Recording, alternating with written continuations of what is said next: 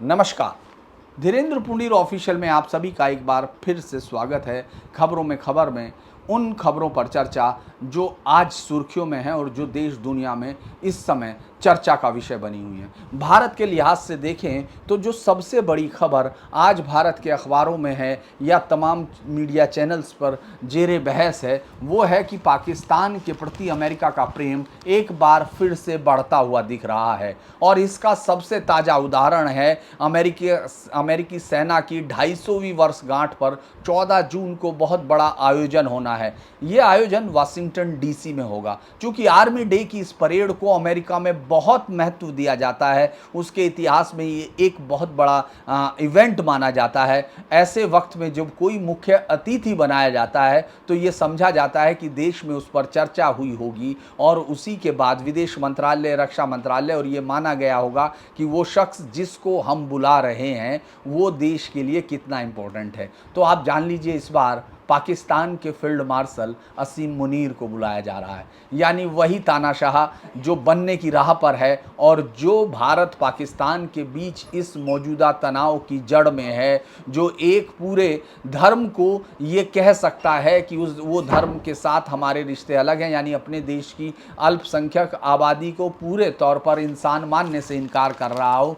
उस तानाशाह बनने की राह पर चल रहे फील्ड मार्शल को अमेरिका ने इस बार अपने आर्मी डे परेड का मुख्य अतिथि चुना है। ये इस बात की तरफ इशारा कर रहा है कि ट्रंप प्रशासन अब असीम मुनीर को ज़्यादा भाव दे रहा है। इसमें दो चीज़ें, एक तो वहाँ के लोकतांत्रिक जो शासन है उसको भी पाकिस्तान जो है, अब पाकिस्तान की जिस तरह की लोकतांत्रिक शक्ति है वो सब अमेरिका की नज़र में अब सिर्फ असीम मुनीर में ही केंद्रित हो गई, यानी एक सेनाध्यक्ष को वो एक सैनिक तानाशाह की जगह दे रहा है। लेकिन ये भारत के प्रति उसके विशेष रुख के बदलाव की तरफ भी इशारा कर रहे हैं, क्योंकि अब अगर हम देखते हैं तो चीन के साथ भी वो व्यापार समझौता करने की स्थिति में, और पाकिस्तान के लिए तो वो अब जैसे लगता है कि इस समय कई पलक पावड़े बिछा रहा है।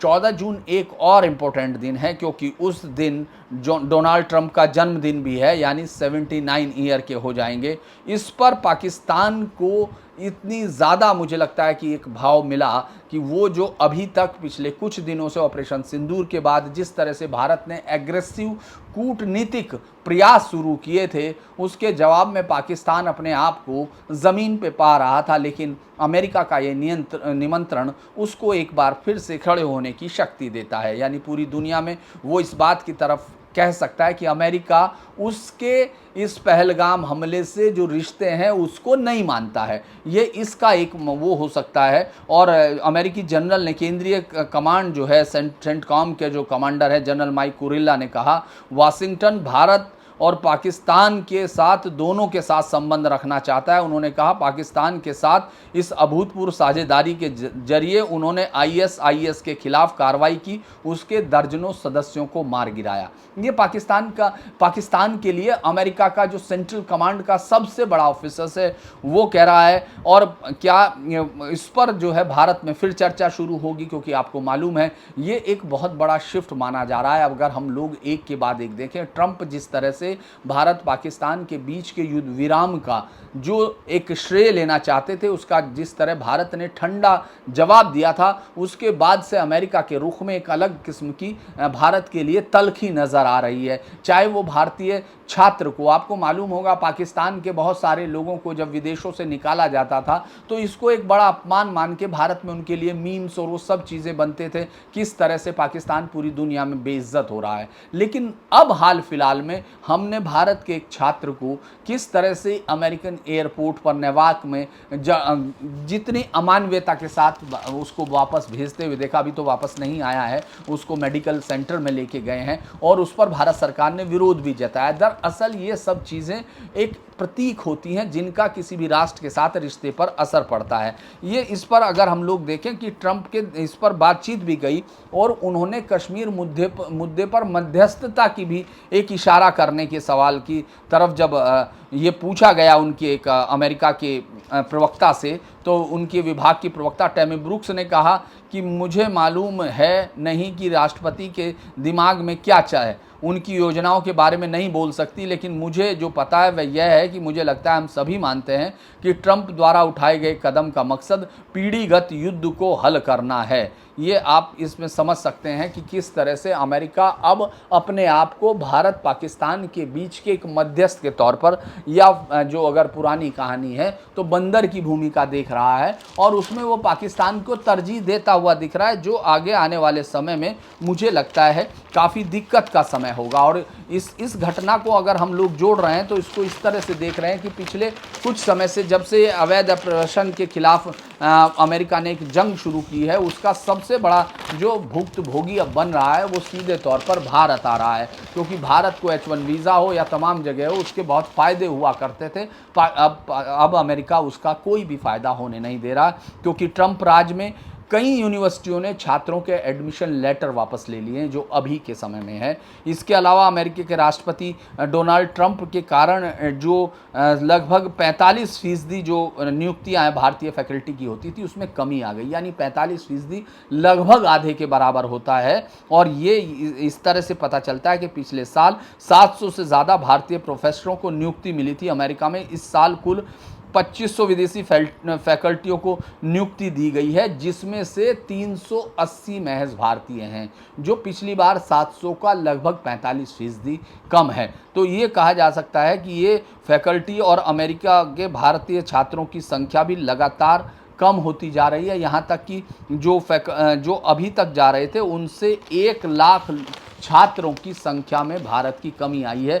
ये भारत के साथ बहुत बड़ा लंबे समय से अमेरिका की जो बढ़ती हुई एक करीबी थी, क्योंकि भारतीय छात्रों ने लगभग 2 से 3 साल पहले चाइना को पीछे किया था, यानी चाइना के सबसे ज़्यादा स्टूडेंट वहाँ जाया करते थे, लेकिन अब भारत के छात्रों ने पिछले 2-3 साल से उनको पीछे किया था। लेकिन इस झटके ने मुझे लगता है भारत को बहुत पीछे किया।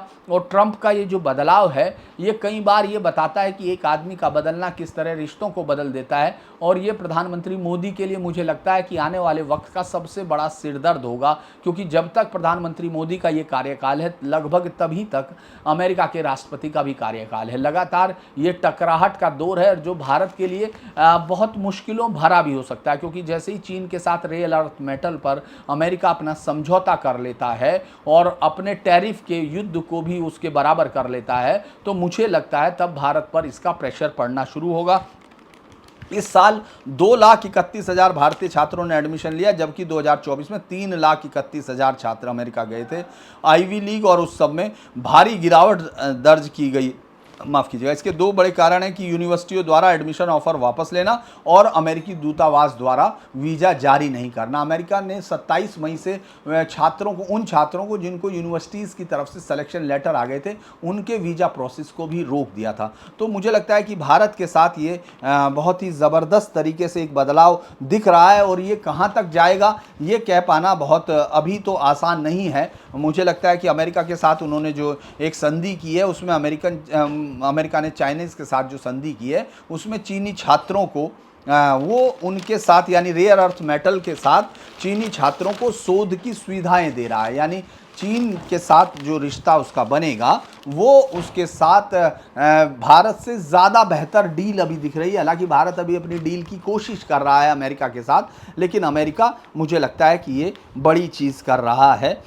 इसी बीच में अमेरिका ने दर्जनों आतंकियों को मारा पाकिस्तान के सहयोग से, ये अमेरिकन सरकार पाकिस्तान के साथ अपने इन रिश्तों पर कह रही है। मुझे लगता है कि अगर हम इस रिश्ते पर गौर करते हैं तो ये एक भारतीय नीति में आया हुआ बदलाव है, क्योंकि 2011 में हिलेरी क्लिंटन ने पाकिस्तान को खुले तौर पर चेतावनी दी थी। कहा था कि आप अपने पिछवाड़े में सांप नहीं पाल सकते, यानी आप अपने घर के पिछले हिस्से में सांप नहीं पाल सकते हैं और ये उम्मीद नहीं कर सकते कि वो केवल आपके पड़ोसियों को काटेंगे। ये उस समय एक अमेरिकन हताशा को जताता था कि जो पाकिस्तान को सुधारने की उन्होंने कोशिश की थी। लेकिन अगर हम ट्रंप के पहले दौर को भी देखें तो ये इससे बिल्कुल उलट आता है। 2018 का ट्वीट और सहायता में कटौती की थी ट्रंप ने 2018 में एक ट्वीट किया था कि अमेरिका ने मूर्खतापूर्ण तरीके से पिछले 15 वर्षों में पाकिस्तान को $33 बिलियन से 2018 की बात मैं कर रहा हूं कि सहायता दी और उन्होंने हमें झूठ और धोखे के अलावा कुछ नहीं दिया। उन्होंने पाकिस्तान को दी जाने वाली सैन्य उसमें 330 मिलियन की कटौती की थी। यानी एक बहुत बड़ा शिफ्ट था जो जब ट्रंप पहले कार्यकाल में आए थे तो उन्होंने पाकिस्तान को बहुत उसके साथ दिया था। अब ओसामा बिन लादेन को जब पकड़ा गया था तब भी उन्होंने बहुत बड़ा उस पर पाकिस्तान को लेकर बहुत प्रहार किया था। वीज़ा प्रतिबंध लगा दिए गए थे। पाकिस्तान अप्रैल 2019 में आव्रजन और राष्ट्रीय अधिनियम जो INA की धारा 243D के तहत उन्होंने पाकिस्तान पर वीज़ा प्रतिबंध लगा दिए थे और उस समय लगा था कि पाकिस्तान के साथ जो अमेरिका के रिश्ते हैं वो वास्तविकता के धरातल पर जा रहे हैं। पाकिस्तान का जो एक गुंडे की तरह जो अमेरिका इस्तेमाल कर रहा था या अपने एक स्काउट की तरह या अपने एक जासूस की तरह, वो सब खत्म कर दिया। लेकिन इसके बाद एक व्यवहारिक बदलाव आया। जैसे ही अफगानिस्तान आया तो ट्रंप सरकार उसने जो प्रशासन ने पहली कोशिश की थी कि अपने लोगों को वापस लाए। इसीलिए जब पाकिस्तान के साथ उनका रुख मतलब अफगानिस्तान के बाद बातचीत में पाकिस्तान के प्रति उनका रुख थोड़ा सा नरम हुआ था। लेकिन हाल ही में तो ये तक कहा गया कि वो जो है पाकिस्तान एक शानदार हमारे साथ सहयोगी है और उन्होंने सबसे बड़ा ये काम किया कि वो पाकिस्तान के एक नागरिक को जो न्यूयॉर्क में यहूदी केंद्र पर हमला करने वाला था, यानी पाकिस्तान का एक नागरिक यहूदी केंद्र पर हमला करने वाला था और ये इसको अगर हम लोग अमेरिकन हिसाब से कहें तो ये 9/11 जैसे हमले के करीब का तैयारी उसने की थी। लेकिन उसको अरेस्ट करने के बाद अब वापस पाकिस्तान भेज दिया गया। आपको मालूम है पाकिस्तान की जेल में आतंकियों को किस तरह रखा जाता है। ये सब जानबूझ के पाकिस्तान को एक ताकत देना है। अभी ट्रंप प्रशासन ने 12 देशों पर यात्रा प्रतिबंध लगाए जो पाकिस्तान का नाम उनमें शामिल नहीं है, जो पहले के रुख से बिल्कुल अलग है। और ट्रंप ने भारत पाकिस्तान के बीच जो सबसे खतरनाक पेशकश की है वो है मध्यस्थता की, जो भारत के लिए बहुत आपत्तिजनक है। और पाकिस्तान इसको लगातार कोशिश करता है कि अमेरिका इस पचड़े में शामिल हो और उसको जो है थोड़ा ताकत मिले। तो मुझे ये क्यों आया है, ये बहुत भारी सी चीज़ें हैं। मैं आपको कई बार इस पर बात भी कर चुका हूँ कि उसके बाद की रणनीति, जब अफगानिस्तान से जो अमेरिका की सेना वापस गई, उसके बाद की रणनीति के लिए अमेरिका को एक ऐसे उसकी ज़रूरत है देश की जो वो उसकी भूमिका दे सके। वहाँ चूंकि अमेरिका को मालूम है कि उसके खिलाफ ISIS, खुरासान और दूसरे आतंकी संगठन अल-कायदा जैसे हैं, वो उनकी मौजूदगी अभी भी अफगानिस्तान में है। तो पाकिस्तान के माध्यम से वो अभी भी उनको चेक करना चाहता है। इसीलिए मुझे लगता है कि उसकी चूंकि सेना भी बहुत है, वो सीमा बहुत लंबी है पाकिस्तान और अफगानिस्तान की, इसीलिए उसका इस्तेमाल रख रहा है। वो ये चाहता है कि अमेरिका ने शायद मान लिया कि वो पाकिस्तान को भारत केंद्रित आतंकी संगठन यानी लश्कर-ए-तैयबा जैसे मोहम्मद पर उन पर कार्रवाई करने के लिए मजबूर नहीं कर सकता। लिहाजा उसने अब वो पाकिस्तान के साथ अपने उन रिश्तों को उससे आगे बढ़कर उन पर ध्यान केंद्रित करना चाहता है जो अमेरिकन हितों को नुकसान करते हैं। भारत के साथ क्या होगा उसका नहीं है। और मुझे लगता है एक बड़ा कारण ये भी है कि चीन का पाकिस्तान जिस तरह से चीन के पूरी तरह गोद में चला गया था, ये अमेरिका के नीति निर्धारकों को अब ये लग रहा है कि अगर ये चलता रहा तो जल्द ही चीन के पास पाकिस्तान एक उपनिवेश की तरह होगा जहां अमेरिकन हित पूरी तरह से नेग्लेक्ट किए जा सकते हैं। तो शायद ये भी एक कारण है। और पाकिस्तान लगातार इस बात को शो भी कर रहा है कि अगर अमेरिका ये नहीं करता है तो वो चीन का कोई भी लेवल पर जाकर मदद लेने से हिचकेगा नहीं। हाल फिलहाल में आपने देखा कि जिस तरह से अमेरिका ने अगर अपनी टेक्नोलॉजी उसको देना बंद की तो उसने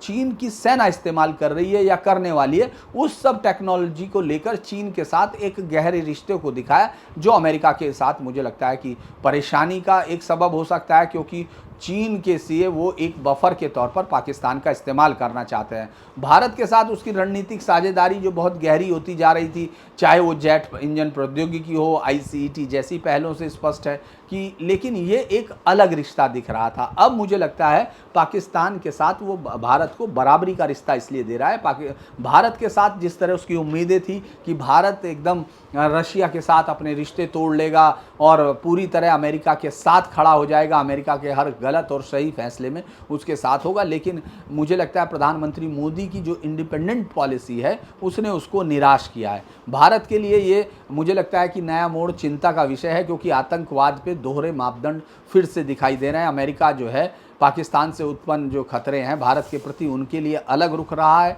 और अफ़गानिस्तान से जो आतंकी खतरा हो सकता है उस पर अपना अलग से रुख रहा है। और इस सब से मुझे लगता है कि पाकिस्तान को जो है पूरी तरह से जो आतंकी नेटवर्क ख़त्म होने की भारत की जो एक उम्मीद है और आशा है, उसको चोट पहुंचेगी, और FATF में ले जाने की उस योजना पर भी मुझे चोट लगती है। मुझे लगता है अमेरिका का ये रुख पाकिस्तान को अंतर्राष्ट्रीय मंचों पर आत्मविश्वास देगा, और भारत के खिलाफ एजेंडे को वो जो है मुझे लगता है कि उसका आत्मविश्वास बढ़ाएगा। अगर हम इसको देखते हैं तो भारत को अपनी रणनीति थोड़ा बदलनी होगी, उसको अपनी साझेदारी का जो एक रुख है उस पर बनाए रखना होगा और चीन के साथ। लेकिन ये एक व्यवहार जो है ये बताता है कि आने वाला समय प्रधानमंत्री मोदी के लिए काफ़ी बड़ी चुनौतियों वाला विषय है। आप उसको ऐसे नहीं देख सकते हैं कि कोई बहुत आसान समय भारत के साथ आ रहा हो।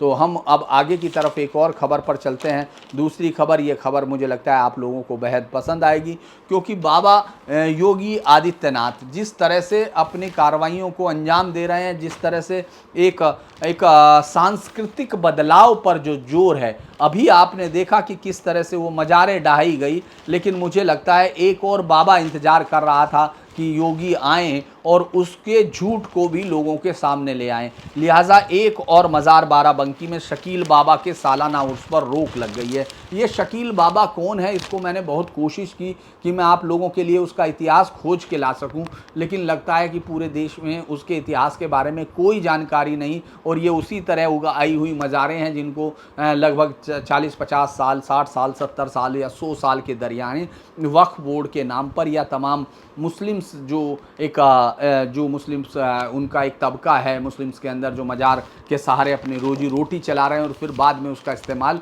अतिवादिता के लिए करते हैं, उस तरह की उगी हुई एक मीनार है। मैं आपको खबर पढ़ देता हूँ। ये फूलपुर गांव है सूरतगंज बाराबंकी में, वहाँ सैयद शकील बाबा की मज़ार पर लगने वाला सालाना उर्स इस बार नहीं लगेगा। पुलिस प्रशासन ने उसको अनुमति नहीं दी है, उसने इनकार किया है पुलिस ने कि, और पुलिस की निगरानी में जायरीनों ने देर रात मज़ार पर सादगी के साथ गागर और चादर पोशी की है। ये लगभग 75 वर्ष से मज़ार पर 10 जून से 4 दिवसीय उर्स होता था, यानी 4 दिन तक चलता था, 14 तारीख तक चलता था। अब ये नहीं हो रहा है। पिछले साल उर्स के दौरान 2 पक्षों में मारपीट हो गई थी, इस बार भी मारपीट की आशंका जताते हुए मेला कमेटी को उर्स और मेला आयोजित करने की अनुमति नहीं दी। इससे पहले चूँकि आपको मालूम है सैयद सालार साहू गाजी, यानी बूढ़ा जो बाबा कहा जाता है गाजी सालार मसूद का पिता, उसका भी सतरिख में जो मज़ार और लगती थी दरगाह पे रखने वाला मेला था उसको बंद कर दिया है। उस मेले को भी इस बार सरकार ने लगने नहीं दिया। तो मुझे लगता है कि ये एक जो योगी बाबा जिस तरह से इस पूरे मसले पर कम से कम एक साफ रुख रखकर बैठे हुए हैं, वो मुझे लगता है कि एक बहुत ही बड़ा चेंज है जो आ सकता है। क्योंकि अगर मैं आपको मेरठ जैसे इलाके की बात बता सकता हूं, जहां आंखों के सामने यानी कैंट के इलाके से अगर आप गुजरते हैं तो कई बार आपको फौजी रोककर आपसे कार्ड और कई चीज़ें पूछ सकते हैं,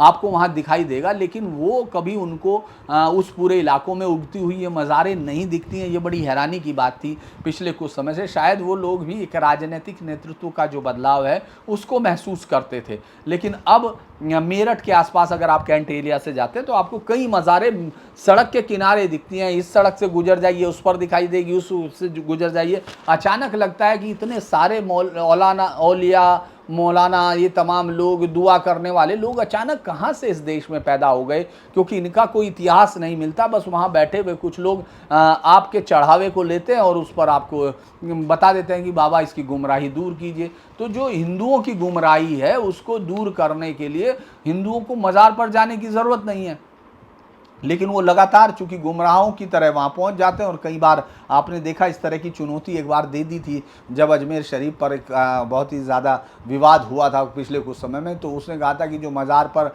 हम किसी को आने नहीं देंगे। उस वक्त बहुत सारे हिंदू ट्विटर सैंडल ने कहा था कि हम तो ये चाहते हैं कि आप ये काम करें और जल्दी से जल्दी करें। तो मुझे लगता है कि बाबा योगी आदित्यनाथ ये सब काम कर रहे हैं और वो एक बड़ी चीज़ कर रहे हैं कि आपके अंदर का एक जो सांस्कृतिक हीन भावना थी उस सब को ख़त्म करने की कोशिश है। तो मुझे लगता है कि ये जो मैं उसके बारे में माफ़ कीजिएगा इतिहास नहीं ढूंढ पाया, क्योंकि इनमें से ज़्यादातर का कोई इतिहास है ही नहीं, या वो ऐसा इतिहास है जिसको आप पढ़ने के लिए तैयार नहीं होंगे। वो इतिहास ऐसा है कि जिसके बारे में मुझे नहीं लगता कि कोई ये जान पाएगा कि कैसे जो है वो लोग कहाँ से आए, उनका क्या ऐतिहासिक रिश्ता था या आम जनता से उनका कोई मतलब था। वो सिर्फ एक तरफा या तो गाजी थे जो हिंदुओं को कत्ल करने में वो करते थे, मुझे लगता है कि जो उनका मेन काम यही था, या फिर वो सिर्फ इसलिए ज़मीन पर कब्जा बनाने के लिए कोशिश की जा रही थी, वो एक इस तरह के लोग थे। इसके अलावा तो कोई कारण मुझे दिखाई नहीं देता कि उन लोगों का कोई इतिहास ना होता, क्योंकि अगर आपके पास कोई देवता है, कोई मंदिर है, तो आप उसकी कहानी ज़रूर जानते हैं। ये एक मुझे लगता है एक बड़ी खबर थी कि बाबा शकील साहब भी गए, उनको भी योगी साहब ने जो है, योगी बाबा ने उनको आगे भेज दिया है। अब आगे हम लोग एक और पर खबर पर बात करना चाहते हैं कि राम मंदिर के 500 साल का संघर्ष जो था, 500 साल के संघर्ष को जो है वो अब एक किताब की शेप में ले लिया गया है, उसको एक किताब के तौर पर लाया जा रहा है और उसमें पूरे इस 500 साल में जो जो लड़ाइयाँ हुई हैं, जो जो तमाम भारत ने अयोध्या मंदिर को वापस लेने के लिए, यानी उस मंदिर के लिए जो संघर्ष में जो शहीद हुए, जो बलिदान हुए तमाम लोग, उनके लिए भी मुझे लगता है कि एक बड़ी उनकी याद इन पूरी किताबों में रखी जा रही है। जो महाग्रंथ है इसको शामिल किया जा रहा है। ये एक बड़ी मुझे लगता है कि खबर है। इसको पूरा ये लगभग काफ़ी बड़ा उसमें पूरी सारी चीज़ें की गई हैं। अभी उसका अनुवाद चल रहा है, यानी उसका इंग्लिश अनुवाद भी किया जा रहा है उस ग्रंथ का। ये एक बड़ी मुझे लगता है खबर थी। इसके अलावा बांके बिहारी कॉरिडोर जो है, बांके बिहारी कॉरिडोर जो है रुक्मणी विहार व सुनरिक बांगर में बसाए जाएंगे। अब उस पर कॉरिडोर पर काम शुरू हो जाने वाला है। जो आप सेवायतों का या गोस्वामियों का विरोध देख रहे थे, उस विरोध के आगे सरकार ने आगे की रणनीति तैयार कर रखी है। प्रस्तावित बांके बिहारी कॉरिडोर की जद में आने वाले परिवारों को विस्थापित होने से करने की तैयारी और उनको वहां बाकी बसा देने की तैयारी पूरी तेज हो गई है। जिला प्रशासन ने 275 जो परिवार होंगे, यानी जो गोस्वामी सेवायत हैं, जो उन लोगों के परिवारों को लिए रुक्मणी विहार और सुनरक बांगर में ज़मीन चिन्हित कर ली। 350 फ्लैट यहाँ बनाए जाएंगे जो पीड़ित परिवारों को दिए जाएंगे। ये एसबी सिंह जो एमडीए उपाध्यक्ष है, उन्होंने कहा रुक्मणी विहार के लिए 4 बड़े प्लॉट लिए गए हैं और 325 से 350 फ्लैट बनाएंगे। सुनरक बांगर में भी उन्होंने इतनी ही ज़मीन ली है ताकि वो इस तरह के हाउसिंग फ्लैट जो बनेंगे सब 2 BHK होंगे, उनका डिज़ाइन तैयार कर लिया। यानी सरकार के सामने जो ये कोशिश हो रही थी, तमाम जगह आपने देखा होगा सोशल मीडिया का इस्तेमाल किया जा रहा था, कभी इमोशनल ब्लैकमेल किए जा रहे थे, कभी मूर्ति को इधर से उधर ले जाने की बातें की जा रही थी, वो मुझे लगता है कि अब वो नहीं चलेंगी। अब इनके विरोध के बावजूद सेवायतों के बांके बिहारी कॉरिडोर का निर्माण कार्य की तैयारी तेज हो गई है। 5.5 एकड़ पर ये बनेगा। ज़मीन का भौतिक सत्यापन शुरू हो चुका है और इसके जद में जो वही 275 हैं उन लोगों को विस्थापित कर नई जगह बसाने का एक वो, इस पर राजनीति, चूँकि जहाँ भी इस तरह का विवाद होगा तो कांग्रेस या समाजवादी या जो भी विपक्षी पार्टी होगी, अगर यही स्थिति कांग्रेस कर रही होती तो बीजेपी ये स्थिति कर रही होती। यहाँ एक बड़ा कांग्रेस ने एक बड़ा वो निकाला, कांग्रेस के जो महानगर अध्यक्ष जतेंद्र मुकद्दम, वो दाऊजी चौराहे से मंदिर के मुख्य द्वार तक दंडवत परिक्रमा की और उन्होंने सरकार से कहा कि वृंदावन की ऐतिहासिक कुंज गलियों की महत्ता को समझना चाहिए। गलियों में आज भगवान कृष्ण की लीलाओं का अनुभव होता है और हम अपना विरोध दर्ज कराते हैं। ये सब कह के उन्होंने एक राजनीति को, लेकिन मुझे लगता है कि सरकार ने एक फैसला कर लिया और योगी कम से कम इस मामले में अभी तक तो नहीं दिखता उनका कोई विचलन कि जब वो फैसला लेते हैं तो उसके बाद वापसी नहीं करते। तो बांके बिहारी कॉरिडोर जिसकी बहुत ज़्यादा ज़रूरत थी, और मैं पर्सनली ये कहता हूँ कि ये जो जिस तरह से सेवायत या गोस्वामी उस जगह के ठेकेदार हो जाते हैं कि साहब हम वहाँ हैं तो भगवान पे हमारा अधिकार है, मुझे लगता है कि ऐसी तमाम प्रथाएं बंद होनी चाहिए और वो मंदिर पूरे देश का मंदिर होगा। वो कॉरिडोर जिसमें लाखों लोग रोज़ पहुँचेंगे, उससे उस पूरे इलाके को वो तो मिलेगा ही। हिंदू धर्म को तो संबल मिलता ही जब आप अपनी सांस्कृतिक धरोहर और विरासतों के प्रति संवेदनशील होते हैं, लेकिन इसके साथ साथ आपको बहुत सारी चीज़ें दूसरी भी मिलती हैं। अब मैं आपको जगन्नाथ जी का एक आज फिर नदियों पर बात करने का है, क्योंकि ये नदी बहुत ही अहम चीज़ें होती हैं और कैसे ज़िंदगी से बदल रही हैं, वो मैं एक कल 51 कलशों के गंगा जल से 16 घंटे तक श्री जगन्नाथ जी का स्नान किया गया। उनको जो है असी स्थित जगन्नाथ वाराणसी में भी किया गया और जगन्नाथ मंदिर में भगवान जगन्नाथ, सुभद्रा, बलभद्र का भक्तों ने जलाभिषेक किया। ये स्पर्श और स्नान करने का एक दिन जो है सौभाग्य मिलता है, स्पर्श करने का। ये 15 दिन तक उनका विश्राम होगा। ये मान्यता है कि भगवान के जलाभिषेक के कारण भक्तों के अत्याधिक जलाभिषेक के कारण भगवान थोड़ा बीमार पड़ जाते हैं और आराम करते हैं। वही जो जगन्नाथ प्रभु के मंदिर की मान्यता है वही यहाँ वाराणसी में होती है। लेकिन एक जो बड़ा चेंज हुआ, जिसके लिए मैं आपको बता रहा था कि किस तरह से 200 साल पहले तक असी नदी के जल से अभिषेक हुआ करता था। अब भगवान जगन्नाथ का जो अभिषेक करना पड़ रहा है वो आपको गंगा के पानी से आपको करना पड़ा। माँ गंगा का पानी पवित्र है, तमाम चीज़ें हैं, लेकिन चूँकि भगवान का अभिषेक असी नदी से होता था और चूँकि असी नदी नहीं रही तो आपने अभी वो ढूंढ लिया, एक विकल्प ढूंढ लिया। लेकिन क्या ये आप मानते हैं कि ज़िंदगी भर आप इस तरह के विकल्प ढूंढेंगे? जब माँ गंगा का पानी जिस तरह से कम हो रहा है, जब वो विलुप्त हो जाएगा तो क्या फिर कोई और विकल्प हो सकता है? मुझे एक और चूँकि इसी में एक और गोमती नदी की बात कहानी याद आ रही, इसी में एक हिस्से में है। वो कहता है कि एक आके पूछता है कि खुन एक मूल भारतवंशी नीदरलैंड निवासी जब वो भारत आया था कई बार पहले, तो लखनऊ पहुंच के वो गोमती को देखना चाहता था कि गोमती जिस तरह पहले बहती थी। कभी उसके पिता नीदरलैंड जब उसका परिवार शिफ्ट हुआ था उसके बाद आने के बाद, तो उसने भावाकुल होकर कहा था मथुआ ते छुआई ले अंजलि से प्रणाम कर ले, यानी कि मुझे एक बार माथा छुआना है और अंजलि से प्रणाम करना है। लेकिन वहाँ गोमती के नाम पर सिर्फ एक गंदा नाला था जिसके अंदर कोई उतरने की हिम्मत नहीं कर पाता था। अब अगर अभी इस वक्त हम लोग देखते हैं तो गोमती नदी जो है तराई भावर के बीच में पीलीभीत के माधो टांडा से निकलती है और लखनऊ तक पहुँचते पहुँचते एक विशाल नदी बनती है। लेकिन हाल फिलहाल अगर 30 किलोमीटर दूर पीलीभीत से गोमती के उद्गम की ओर जाते हैं तो लगता है जैसे जो नदी थी वहाँ जो है पूरी तरह से बीच में रेत के टीले और कहीं कहीं रुकी हुई नदी वो सिर्फ दिखाई दे रही है। ये इस बात की तरफ इशारा कर रहा है कि नदियाँ अपने सोर्स से सूख रही हैं, नदियों की तरफ कोई ध्यान नहीं दे रहा है। और ये नदियाँ आज चूँकि आपके घर में पानी पहुँच रहा है, इसीलिए आपको ये जहन में नहीं आ सकता कि नदियों ने हजारों साल की इस परंपरा में आपके पूर्वजों को जिंदा रहने के लिए जो पानी है वो उन्हीं से आता था, क्योंकि तब कोई टंकी, नाले या इस तरह की कैनाल सप्लाई नहीं थी। नहीं, नदियों के सहारे आपके पूर्वज बने, उन्होंने शहरों की स्थापना की, उन्होंने खेती की और आज तक जो खून आपकी धमनियों में दौड़ता है वो उस अन्न से उपजा है जो इन नदियों से पैदा हुआ था। लेकिन मुझे लगता है कि नदियाँ धीरे धीरे दुष्परिणाम भोगती जा रही हैं और बहुत सारी नदियाँ हैं जो मुझे लगता है कि इस वक्त ख़त्म होने के कगार पर हैं। तो ये भी एक खबर है कि नदियों का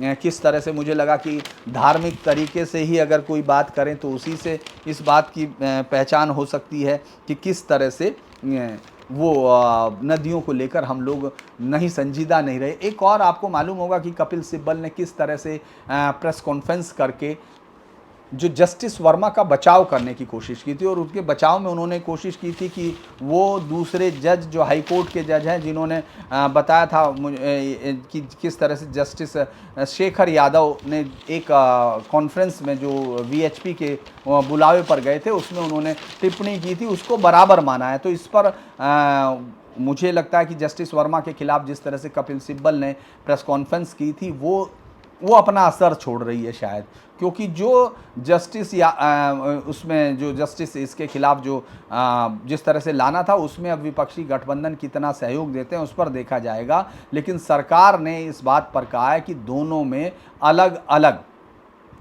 अलग अलग केस हैं और दोनों का जो केस का जो अपराध का जो तरीका है या जो भी उन पर आरोप लगे हैं उसमें बहुत अंतर है, दोनों की तुलना उचित नहीं है। जस्टिस वर्मा के खिलाफ सबूत मौजूद हैं, जो सबूत उनके खिलाफ, मतलब सबूत का अर्थ यह है कि समिति ने अपनी जांच में उनके खिलाफ ये माना है। जस्टिस यादव के मामले में तो सुप्रीम कोर्ट ने स्वतः संज्ञान लिया था और इसकी आंतरिक जांच नहीं हुई थी। तो इसीलिए उनके जस्टिस वर्मा के खिलाफ जो हुए थे उनके खिलाफ जांच कमेटी गई थी और उसके आरोपों पर हुआ था। एक और खबर इसमें दी जा सकती है, क्योंकि 8 सांसदों के अभी हस्ताक्षर मेल नहीं हुए। जो राज्यसभा में विपक्ष के 55 सांसदों ने महाभियोग की प्रक्रिया शुरू की थी जस्टिस यादव के खिलाफ, उसमें 8 सांसदों के मैच नहीं हुए। इसके अलावा 3 अन्य सांसदों ने भी अपने हस्ताक्षर पर सभापति कार्यालय को कोई जवाब नहीं दिया। जो नियम है वो आप जानते हैं कि 50 राज्यसभा से 50 सांसदों का हस्ताक्षर होना चाहिए। अगर 8 के नहीं मैच होते तो यह प्रस्ताव अपने आप अस्वीकृत हो जाएगा। ये भी एक बड़ी मुझे लगता है खबर का हिस्सा है। हम लोग चूँकि और भी कई खबरों पर बातचीत करना चाहते थे, लेकिन मुझे लगता है कि बहुत बड़ा वीडियो हो जाएगा, उस पर अलग से हम लोग कर सकते हैं। एक आखिरी खबर मुझे लगता है कि है भारत पर जो अर्थ मैग्नेट को लेकर भारत पर जो निशाना चीन बना रहा था, अब उसका असर भारत की इंडस्ट्री पर दिखने लगा। ऑटोमोबाइल कंपनियों का एक संगठन था, उसको उसने मिलने का वक्त भी नहीं दिया। अब उत्पादन का इस पर असर पड़ रहा है।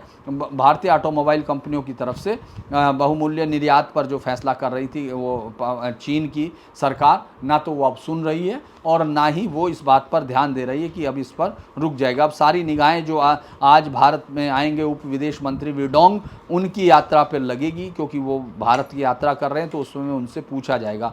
चीन ने अमेरिका को रेयर अर्थ मेटल के निर्यात की अनुमति दे दी है, यानी वहाँ स्थिति नॉर्मल हो रही है, लेकिन भारत को अभी तक चीन इसके बारे में कोई भी इनपुट नहीं दे रहा। और चूंकि 1 महीना और बाधित अगर ये रही तो पूरी जो इलेक्ट्रिक वाहन है उनकी लॉन्चिंग प्रभावित हो जाएगी।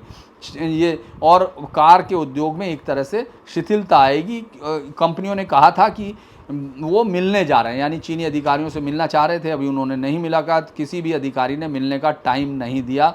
जबकि अमेरिकन जो टीम गई थी उनके साथ वो बातचीत कर रहे हैं, यूरोपियन संघ की टीम गई थी उनके साथ वो बातचीत कर रहे हैं। ऐसा लगता है कि जानबूझ के वो भारत के ऑटोमोबाइल उद्योग को चोट पहुंचाना चाहता है, क्योंकि चीन की कंपनी आपके यहाँ कारों को बेच रही है। अब BYD या जैसी कंपनी आपके यहाँ है, किया या MGM, इस तरह की कंपनियां हैं जो यहाँ EV सेक्टर में भी है। लिहाजा ये भारत के नागरिकों पर अब ओनस आएगा कि वो किस तरह से इस चुनौती का सामना करते हैं, क्योंकि जिस तरह से कंपनियां हैं वो तो अपने फ़ायदे के लिए भी लड़ रही हैं, अपने लिए भी लड़ रही हैं, लेकिन देश की जनता को इस बात पर लड़ना है कि क्या वो चीन की इस तरह की चाल को उसका मुकाबला कैसे करते हैं। क्रिसिल जो कि इस पर कंपनी, उसने बताया है कि चीन के नए नियम से ऑटोमोबाइल सेक्टर में सप्लाई चेन को प्रभावित करना शुरू कर दिया। पहले से आयात के ऑर्डर लंबित हैं, इनकी संख्या बढ़ती जा रही है। भारत ने 2024-25 में 540 टन रेयर अर्थ मैग्नेट आयात किया था और 80% चीन से आयात किया था। अब ये सिर्फ 4 से 6 हफ्ते का स्टॉक है। अगर ये लंबा खिंचता है तो 2 पहिया और वाहन और पारंपरिक ईंधन से चलने वाले तमाम उस पर असर पड़ेगा। तो मुझे लगता है कि आज हम खबरों में खबर पर यहीं विराम करते हैं। आप सबसे अनुरोध है कि ये लाइव नहीं, अब हम लोग लाइव नहीं गए इस पर, क्योंकि हमको लगता है कि इस तरह के वीडियो शायद आपको ज़्यादा करेंगे, पसंद आएंगे, आप अपने समय से सुन सकते हैं। तो मैं इस सब को डाल रहा हूँ और आपसे एक अनुरोध कर रहा हूँ कि आप इस वीडियो को लाइक कीजिए, सब्सक्राइब कीजिए और शेयर कीजिए, ताकि इसकी रीच बढ़ने में सहयोग हो और हम कुछ आगे की तरफ बढ़ें, ना कि अपने कदमों पर विचार करें। तो आज के लिए इतना ही, फिर मुलाकात होती है रात्रि में। नमस्कार।